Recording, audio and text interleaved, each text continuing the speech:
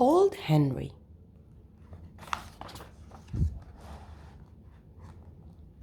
The story begins when a stranger appears and moves into a house that was vacant for years. No one thought he meant to stay. The house was drafty, dark, and grey, and more than 7 years had passed since anyone had lived there last. He meant to stay, he had no doubt. It suited him from inside out, and in his vast and dusty spaces, all the things he had found places. That Henry. The neighbors watched him moving in and promised each other he'd soon begin to fix things up a bit. He did not think of it. With money enough to pay the rent, his books, birds, and cooking pots, he was content and never did notice, or else didn't care, that people whispered everywhere, "That place is a disgrace." At least, they remarked, you wouldn't think that he could show a little respect for the neighborhood. That place is a disgrace.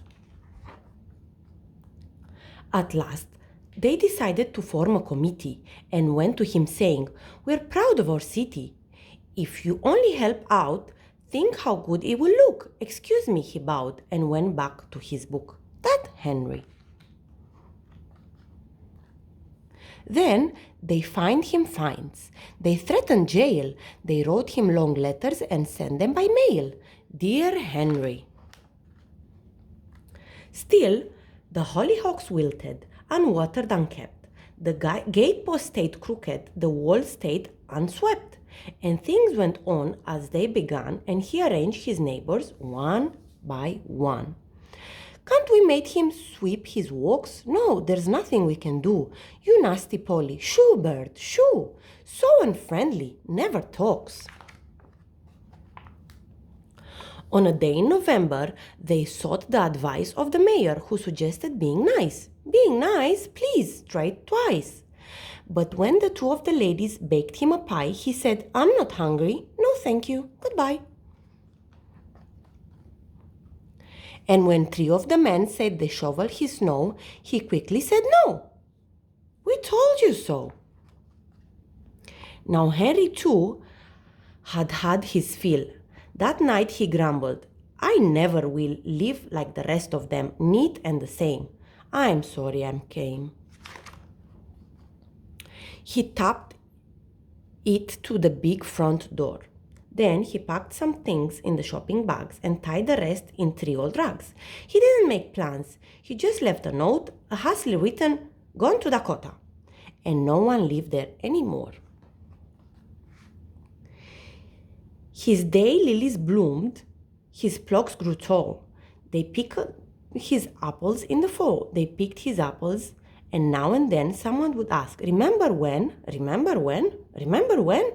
Later still, in winter snow, they ask one another, "Where did he go? Will he come again?" His house looked so empty, so dark in the night, and having him gone doesn't make us more right. That Henry. Maybe some other time we'd get along, not thinking that somebody has to be wrong, and we don't have to make such a terrible fuss, because everyone isn't exactly like us. Meanwhile, old Henry, to his great surprise, was missing the neighbors who'd brought him the pies.